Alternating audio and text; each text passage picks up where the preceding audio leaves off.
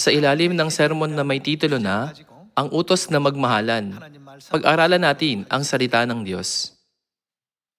Ang mga pagtatalo ay nagmumula sa kabiguang maunawaan ang puso ng isa't isa. Pag naintindihan na natin ang utos na ito, magagawa nating maunawaan ang lahat ng bagay. Gayunman, dahil hindi natin nauunawaan ang puso ng isa't isa, maaaring magkaroon ng mga di pagkakaunawaan. May isang kwento sa isang aklat na nabasa ko minsan. May isang 5 taong gulang na batang lalaki na nakasakay sa tren kasama ng kanyang ama. Gayunman, sigaw ng sigaw at takbo ng takbo ang bata. Dahilan para maging hindi komportable ang lahat ng nasa tren. Pero ang kanyang ama ay tahimik lang na nakaupo roon. Ang mga taong nakapaligid sa kanila ay nakasimangot lahat at mukhang hindi na nasisiyahan. Pero patuloy pa rin sa pagsigaw at pagtakbo ang bata na nakakaabala na sa ibang mga taong nasa tren. Kaya naman, nagsimulang magbulong-bulungan ang mga tao. Hindi ba siya dapat napatahimikin ng kanyang ama?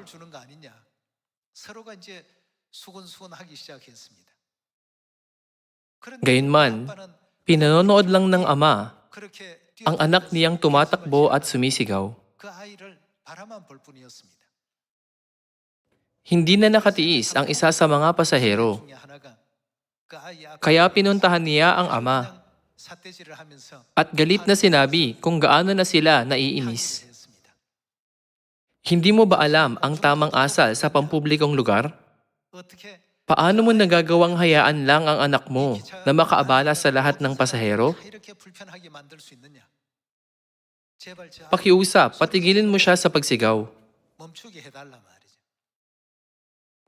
Gayunman, nakatitig lang ang ama sa bata na para bang walang magawa. Lalong nagalit ang pasahero at sinigawan ng ama ng mas malakas. Nakisali rin ang isa pang pasahero. Bilang isang magulang, kung ang anak mo ay nag-iingay, hindi ba't dapat mo siyang sawayin?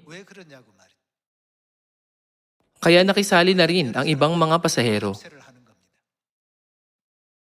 Pagkatapos, ang ama na nananahimik lang ng una ay nagsimulang magsalita.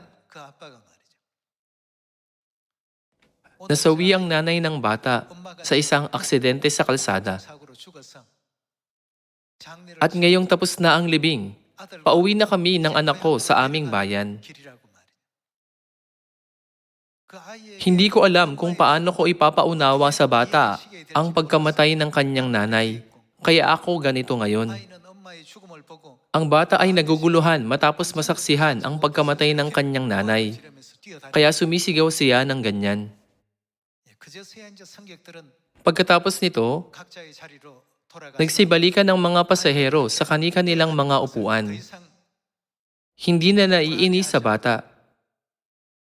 At hinayaan na lang ito sa pagtakbo hanggang sa makarating sila sa kanilang bayan.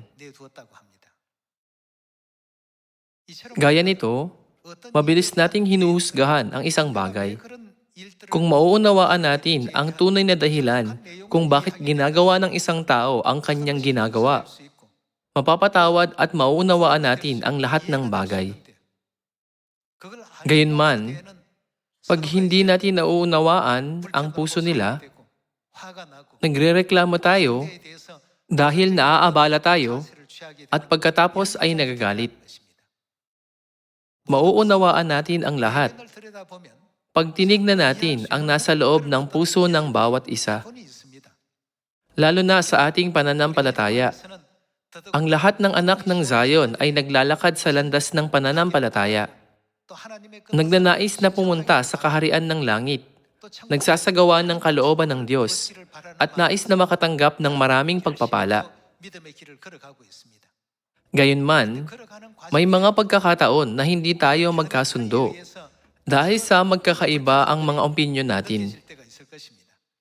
Kaya ngayon, nais kong ibahagi sa inyo ang isang kwentong nakita ko mula sa isang aklat. Hayaan niyong basahin ko ito sa inyo. Isang araw, nagtanong ang isang asawang babae sa kanyang asawa, "Mahal ko, bakit mo ako laging pinagbibigyang manalo sa iyo, kahit na alam mong mali ang ginawa ko?" Pagkatapos, sumagot ang asawang lalaki, "Ikaw ang asawa ko. Ano ang makukuha ko kung manalo ako sa iyo? Kung manalo man ako sa iyo, sa huli, mawawala ka sa akin. Pareho lang ito sa pagkawala ng aking buhay." Ito ang sagot na ibinigay ng asawang lalaki. Ang away mag-asawa ay natural lang na nangyayari sa pamilya. Laging pinipili ng asawang lalaki na matalo. Sa palagay ko, karamihan sa mga mister na nandirito ngayon ay madalas ding nagpapatalo. Ngayon, sa mga sister na may asawa, pakiusap, tignan nyo ng may malalim na pananaw ang puso ng mga asawa nyo. Bakit siya nagpapatalo sa akin? Nagkukulang ba siya sa lakas? Hindi ba siya nag-iisip? Hindi lang iyon. Minsan, ang mga mag-asawa ay kapwa nadidismaya sa isa't isa. Gayunman, isinasaalang-alang ng mga asawang lalaki, "Kung manalo man ako sa iyo, ano ang mararamdaman mo? Tapos, sa huli, mawawala ka sa akin." Kaya ang away na ito ay walang iba kundi isang pagkatalo. Ito ang dahilan kung bakit madalas pinipili ng mga asawang lalaki na magpatalo sa simula pa lang. May ilang linya pang nakasulat tungkol sa buhay ng isang lalaki. Mawawalan ng trabaho ang mga lalaki kung mananalo sila sa amo nila. At mawawalan sila ng pagkakataong kumita kung mananalo sila sa isang customer nila. Kung mananalo sila sa away sa asawa nila, mawawalan sila ng pamilya, dahilan para malungkot ang mga anak nila. Kahit na napakaikli ng mga linyang ito, malinaw na ito ang dahilan kung bakit nagpapatalo ang karamihan sa mga asawang lalaki. Palaging ganito ang karaniwang sinasabi ng mga lalaking may asawa. "Naghihintay ang asawa ko, kaya kailangan ko nang umuwi agad."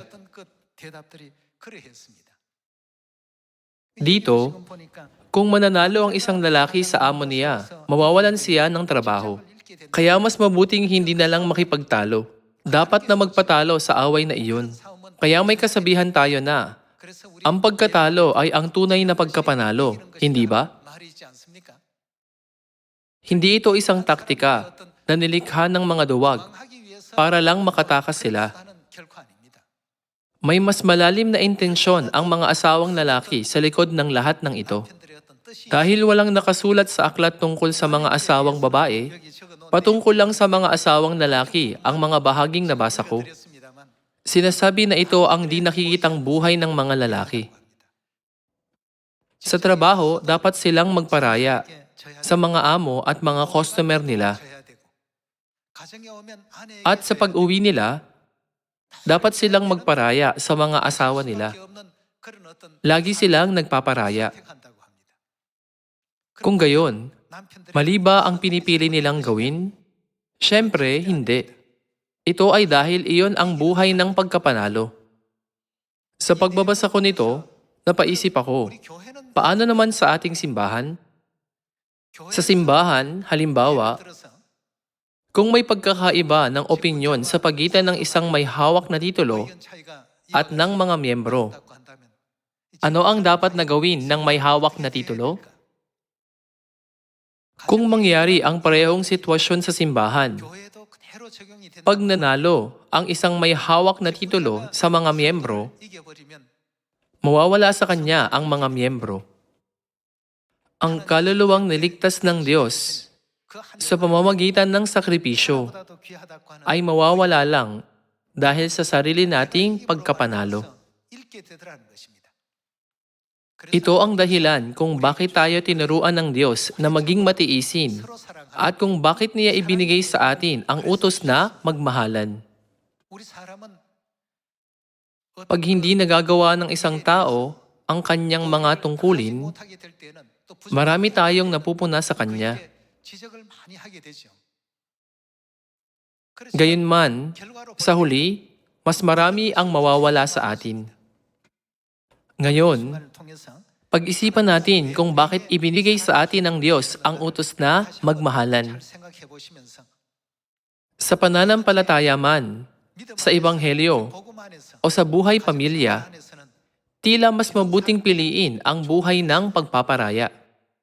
Magpatalo rin tayo sa isa't isa sa loob ng simbahan.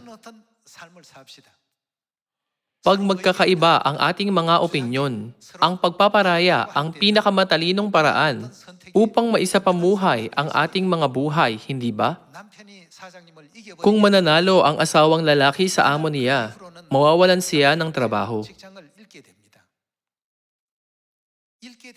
Marami ang mawawala sa atin bilang resulta ng sarili nating pagkapanalo. Siyempre, dapat tayong manalo laban kay Satanas. Pero sa loob ng pananampalataya, kung ang lahat ng may hawak na titulo at mga kapatid ay laging magpaparaya sa ibang mga miyembro, hindi ba't ganap na maisa sa katuparan ang misyon ng pangangaral sa 8 bilyong katao? Buksan natin ang John chapter 13. Tignan natin ang John chapter 13 verse 34.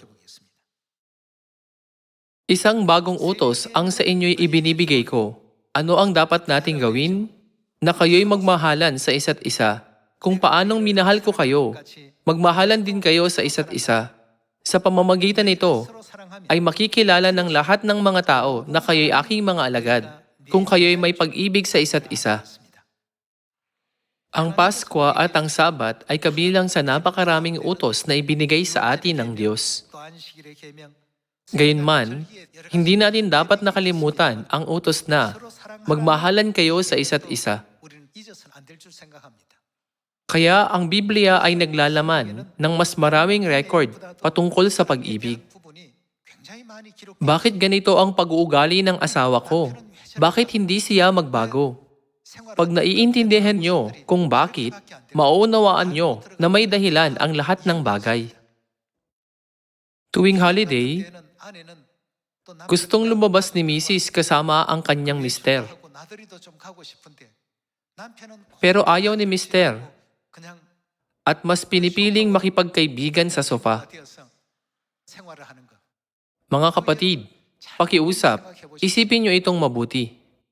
Isipin kung gaano siya nasistress sa trabaho.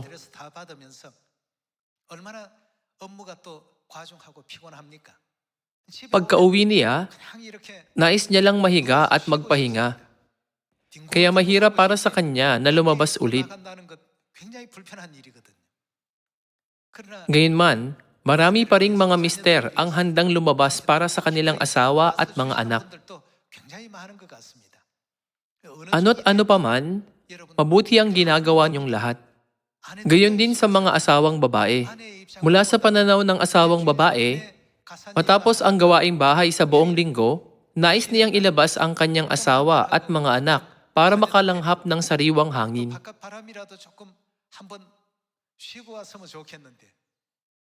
Ang kaunting pangunawa mula sa mag-asawa ay kailangan para mas magkaintindihan ang bawat isa.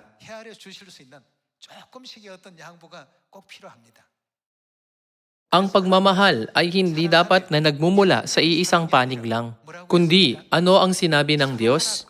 Sinabi ng Diyos na magmahalan kayo sa isa't isa. Ang mga asawang lalaki sa mga asawang babae, ang mga asawang babae sa mga asawang lalaki, at ang mga magkakapatid sa isa't isa, si A kay B at si B kay A. Kailangan nating maunawaan ang pananaw ng bawat isa. Nalaman ng mga pasahero na nasaksihan ng bata ang pagkamatay ng kanyang nanay na dahilan ng pagsigaw ng bata. Nang naunawaan nila ito, ang lahat ay nagpakita ng pakikiramay. Kung nauunawaan natin ang bawat isa, magiging magkaibigan tayo. Pero ano ang mangyayari kung mali ang pagkakaunawa natin sa bawat isa? Nagiging magkaaway tayo. Sa simbahan, may mga magkakapatid na may iba't ibang mga pinagmulan. Hindi ba tayong lahat ay nagtitipon-tipon para makabuo ng isang komunidad na nagsusumikap para sama-samang makapasok sa kaharian ng langit at nagtutulungan, nangunguna sa harapan at nagtutulak sa likuran? Hindi lahat ng tao ay maaaring maging kagaya ko. Hindi lahat ng bagay ay magkakapareho. Hindi nyo kailanman dapat na isiping, nagagalit ako dahil hindi nila ginagawa ang mga bagay sa paraang gusto ko. Kung una ninyong isa sa alang-alang ang pananaw ng ibang tao, maiisip nyong, naiintindihan ko. Kaya kahit na tumatakbo ang bata sa tren, makakapagtiis ang lahat ng pasahero, tama? Kaya, kung isasagawa ng lahat ng Zion sa buong mundo ang utos na, kung paanong minahal ko kayo, magmahalan din kayo sa isa't isa. Tiyak na may papangaral ang ebanghelyo sa Samaria at hanggang sa kaduluduluhang bahagi ng lupa. Buksan natin ang 1 John chapter 4. Tignan natin ang 1 John chapter 4 verse 16. At ating nalaman at sinampalatayanan ang pag-ibig ng Diyos para sa atin. Ang Diyos ay pag-ibig at ang nananatili sa pag-ibig ay nananatili sa Diyos. At ang Diyos ay nananatili sa Kanya. Dito'y naging ganap ang pag-ibig sa atin upang tayo magkaroon ng lubos na pagtitiwala sa araw ng paghuhukom. Sapagkat kung ano siya, ay gayon din naman tayo sa sanlibutang ito. Walang takot sa pag-ibig, kundi ang sakdal na pag-ibig ay nagpapalayas ng takot. Sapagkat ang takot ay may kaparusahan, at ang natatakot ay hindi pa nagiging sakdal sa pag-ibig. Tayo umiibig sapagkat siya ang unang umibig sa atin. Kung sinasabi ng sino man, iniibig ko ang Diyos, at napupuot sa kanyang kapatid, siya ay sinungaling. Sapagkat ang hindi umiibig sa kanyang kapatid na kanyang nakikita ay hindi maaaring umibig sa Diyos na hindi niya nakita. At ang utos na ito nakmula kanino?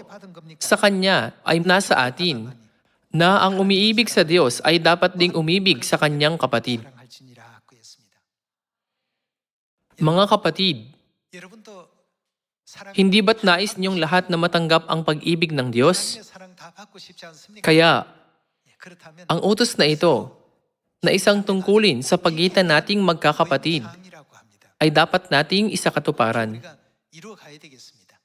Kaya naman, sa Zion, dapat na isaalang-alang ng lahat ang bawat isa. Ganito rin ang dapat nating isagawa sa ating mga pamilya. Nagtitiis ang lahat nang walang sinasabi ni isang salita. Nalalampasan nila ang bawat araw ng may pagtitiis. Gaya ng nakita natin kanina, may dahilan kung bakit nagtitiis ang isang asawang lalaki. Kung mananalo ang mister sa misis niya, maaari siyang mawalan ng pamilya. Ngayon, kung titingnan natin ang ating paligid, ilan ang mga mister na tulad nila?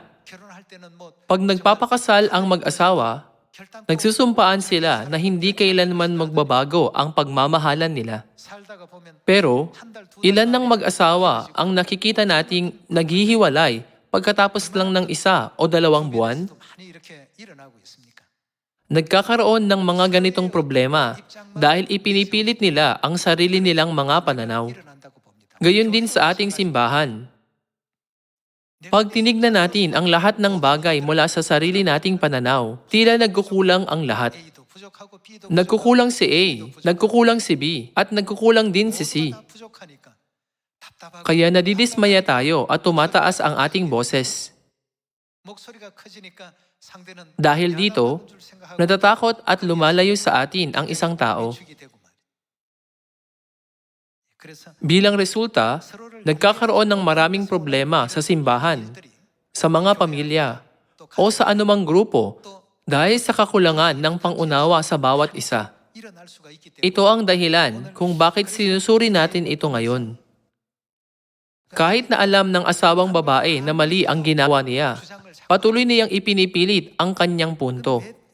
Kung gayon, bakit mo ako laging pinagbibigyang manalo sa iyo? Tinanong niya ang kanyang asawa. Sinabi ng asawang lalaki, ikaw ang asawa ko. Ano ang makukuha ko kung manalo ako sa iyo? Wala siyang balak na manalo. Sa oras na siya ang manalo, mawawasak ang pamilya niya. Kaya pinipili ng asawang lalaki na magparaya. Kaya kung iisipin ng mga asawang babae na, nabibilang din ang asawa ko sa kategoryang ito. Tama sila sa halos 99% ng pagkakataon. Maaring may 1% na hindi. Pero dahil halos 99% ay tama, pakiusap, pagaanin ang loob ng inyong mga mister at sabihin, maraming salamat dahil lagi mo akong hinahayaang manalo. Lubos akong magpapasalamat kung makakapagbahagi kayo ng magigiliw na salita. Magpatuloy tayo sa 1 John chapter 4 verse 19. Tingnan natin ang chapter 4 verse 19. Tayo'y umiibig sapagkat siya ang ano? Tayo'y umiibig sapagkat siya ang unang umibig sa atin. Kaya, sinasabi ng Biblia na kung mabibigo tayong mahalin ang ating mga kapatid, tayo ay gaya ng isang mamamatay tao sa espiritual. Kumpirmahin natin ito sa 1 John chapter 3. Tingnan natin ang chapter 3 verse 13. Mga kapatid, huwag kayong magtaka kung kayo'y kinapopuotan ng sanlibutan. Nalalaman nating tayo'y dumaan na mula sa kamatayan patungo sa buhay sapagkat iniibig natin ang isa't isa. Ang hindi umiibig ay nananatili sa kamatayan. Ang sinumang napopuot sa kanyang kapatid ay ano? Ang pagkapuot sa isang tao ay tulad ng pagpatay sa espiritual. Dahil ito ay salita ng Diyos, ito ay tiyak na totoo. Ang sinumang napopuot sa kanyang kapatid ay isang mamamatay tao. At nalalaman ninyong ang buhay na walang hanggan ay hindi nananatili sa sinumang mamamatay tao. Dito natin nakikilala ang pag-ibig sapagkat ibinigay niya ang kanyang buhay alang-alang sa atin. At nararapat nating ibigay ang ating mga buhay alang-alang sa mga kapatid. Lumipat tayo sa verse 18. Mga munting anak, huwag tayong umibig sa salita ni sa dila, kundi sa gawa at sa katotohanan. Ito ang utos na ibinigay ng Diyos sa atin. Lumipat tayo sa Ephesians chapter 4. Ephesians chapter 4 verse 21. Tignan natin ang chapter 4 verse 21. Kung tunay na siya inyong narinig at tinuruan sa Kanya, kung paanong ang katotohanan ay na kay Jesus. Alisin ninyo ang dating paraan ng inyong pamumuhay, ang dating pagkatao na pinasama sa pamamagitan ng mapandayang pagnanasa. Tingnan natin ang verse 23. At magbago sa espiritu ng inyong pag-iisip, at kayo magbihis ng bagong pagkatao, na nilalang ayon sa wangis ng Diyos, sa katuwiran at kabanalan ng katotohanan. Kung dati ay nabibigo tayo na isagawa ang utos na magmahalan, paano kung mula ngayon ay subukan niyong gawin ang lahat ng may pag-ibig ng Diyos? Ito man ay sa simbahan, sa tahanan, o sa pinagkatrabahuhan? Ito ay dahil isa itong utos. Ang mga sumusunod sa utos na ito ay pagpapalain sa kanilang pagpasok at paglabas. Samantalang ang mga hindi nagbibigay pansin sa utos na ito ay susumpain sa kanilang pagpasok at paglabas. Kaya, masikap nating sundin ang utos na magmahalan na ibinigay ng Diyos. Inaalis ang dating pagkatao at nagbibihis ng bagong pagkatao. Verse 25. Kaya't pagkatapos itakwil ang kasinungalingan, ang bawat isa ay magsalita ng katotohanan sa kanyang kapwa, sapagkat tayo mga bahagi ng isa't isa. Magalit kayo, ngunit ano? Huwag magkasala. Huwag hayaang lumugan ng araw ang inyong galit. Nagbibigay ito ng pagkakataon sa Diablo na kontrolin ang ating mga puso. Huwag hayaang lubugan ng araw ang inyong galit at huwag bigyan ng pagkakataon ang Diablo. Tingnan natin ang verse 29. Anumang masamang salita ay hindi dapat lumabas sa inyong bibig, kundi ang mabuti lamang para sa ikatitibay, ayon sa pangangailangan, upang ito ay makapagbigay ng biyaya sa mga nakikinig. At huwag ninyong pighatiin ang Espiritu Santo ng Diyos, na sa pamamagitan niya, kayo'y tinatakan para sa araw ng pagtubos. Ano ang dapat nating alisin? Lahat ng pait, galit, poot, pag-aaway, at paninirang puri ay inyong alisin, pati lahat ng kasamaan. Ito ang nais ng Diyos mula sa atin. Dapat nating itapon ang mga bagay na ito. Kung noon, maaring kumilos tayo ayon sa mga ito nang hindi natin nalalaman. Pero ngayon, gamitin lang natin ang mga bagay na pag-aari ng Diyos. Ang pag-ibig ay nagmumula sa Diyos. Sa kadahilan ng ito, tinuturuan tayo ng Biblia na ang mga pumipili sa pag-ibig ay laging mananalo, laging pagpapalain, laging magkakaroon ng kaligayahan at kapayapaan, at laging gagabayan sa landas patungong langit. Lahat ng pait, galit, poot, pag-aaway, at paninirang puri ay inyong alisin, pati lahat ng kasamaan. Ano ang sinasabi ng verse 32? At maging mabait kayo sa isa't isa, mga mahabagin, nagpapatawad sa isa't isa, gaya ng pagpapatawad sa inyo ng Diyos kay Kristo. Dapat nating tularan ang ginawa niya. Ito ang kahilingan ni na Ama at Ina. Dapat nating gawin ito para maipangaral natin ang Ebanghelyo na nakabatay sa pag-ibig. Sinabi ni Ina na nais niya na walang sino man ang makadama ng lungkot at pagiging mag-isa habang nagsasagawa ng Ebanghelyo. Kaya kung isagawa natin ang Ebanghelyo ng may pag-ibig, walang dahilan para malungkot at makadama ng pagiging mag-isa, hindi ba? Tingnan natin ang chapter 5 verse 1. Kaninong halimbawa ang dapat nating tularan? Kaya kayo'y tumulad sa Diyos, gaya ng mga anak na minamahal. Kahit na wala siyang kasalanan, siya ang naging handog para sa ating mga kasalanan, na nagdusa ng pasakit sa krus, sa lahat ng uri ng kahihiyan at mga insulto. Pag nilay-nilayan natin ang landas ng pag-ibig ni Ama, ang dedikasyon ni Ina, at ang kanilang sakripisyo, umaasa ako na sa taong ito, tatapusin natin ang ating gawain ng Ebanghelyo ng may pag-ibig. Lahat ng kapamilya natin sa Zion, sang-ayon ba kayong lahat? Dahil ito ang utos ni Ama at turo ni Ina, umaasa ako na sa taong ito, tatahakin natin ang landas na ito hanggang sa huli para pagpalain ng simbahan ang inyong mga pamilya at ang bawat isa sa atin. Ipinapanalangin ko na maituturo ng Church of God sa buong mundo kung ano ang mga tunay na pagpapala at kaligayahan. Dito, nais kong tapusin ang sermon. Maraming salamat.